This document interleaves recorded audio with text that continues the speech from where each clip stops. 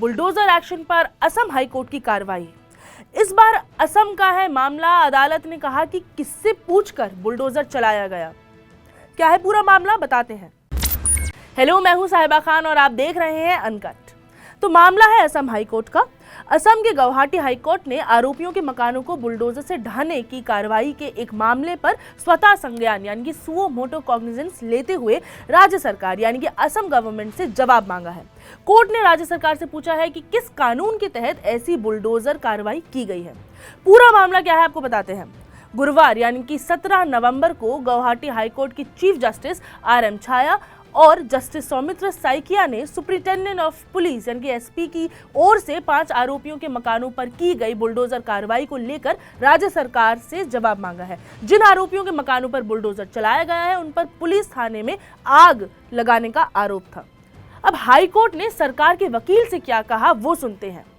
तो news portal bar and bench की report के मुताबिक राज्य सरकार के वकील ने SP की ओर से की गई कार्रवाई को लेकर एक रिपोर्ट कोर्ट में सौंपी। इस पर कोर्ट ने सरकार के वकील से कहा कि आप यानी कि राज्य सरकार हमें कोई आपराधिक कानून दिखाएं जिसके तहत अपराध की जांच करते हुए बिना किसी आदेश के पुलिस बुलडोजर से किसी व्यक्ति को उखाड़ सकती है। इस पर सरकार के वकील ने स्पष्ट करने का प्रयास किया, क्लैरिफिकेशन दिया है कि यह कार्रवाई किसी व्यक्ति को उखाड़ने के लिए नहीं थी।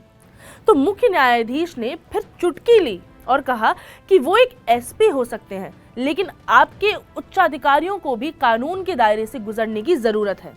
वो पुलिस विभाग के प्रमुख हैं, केवल इसलिए किसी का घर नहीं तोड़ा जा सकता। अगर इस तरह की कार्रवाई की इजाजत दी जाती है तो इस देश में कोई भी सुरक्षित नहीं। कथित तौर पर SP ने उन 5 मुस्लिम आरोपियों के घर पर बुलडोजर चलाने का आदेश दिया था जिन पर नगांव जिले में बटाद्रवा पुलिस थाने में आग लगाने का आरोप था। इस घटना में पुलिस हिरासत में एक गांव वाले की मौत भी हो गई थी। सुनवाई के दौरान बेंच ने पूछा कि इस कार्रवाई से पहले क्या कोई अनुमति ली गई थी। इस पर वकील ने बताया कि मकान की तलाशी के लिए इजाजत मांगी गई थी। बेंच ने पुलिस कार्रवाई के तरीके पर बेहद हैरानी जताई। मुख्य न्यायाधीश ने टिप्पणी की कि कम से कम मेरे सीमित करियर के दौरान मैंने ऐसा मामला नहीं सुना। मैंने किसी पुलिस अधिकारी को तलाशी वारंट के तौर पर बुलडोजर चलाते हुए नहीं देखा है। मुख्य न्यायाधीश ने आगे कहा कि पुलिस केवल जांच की आड़ में किसी को उसके घर से नहीं उखाड़ सकती है। बेंच ने कहा कि कल कोई व्यक्ति इस कोर्ट रूम में जबरन घुसाता है तो आप उसे बाहर निकालेंगे या उस कुर्सी को उखाड़ने लगेंगे जिस पर वो बैठा हुआ है। ऐसा मामला मैंने सुना नहीं। मुख्य न्यायाधीश ने हल्के फुल्के अंदाज में ये तक कह दिया कि हमने इसे हिंदी फिल्मों में भी नहीं देखा है। अपने SP की कहानी फिल्म निर्देशक रोहित शेट्टी को दे दीजिए, हो सकता है कि वो उन पर यानी SP पर एक अच्छी फिल्म बना दें। रिपोर्ट के मुताबिक बेंच ने पुलिस कार्रवाई की तुलना गैंगवॉर से भी की।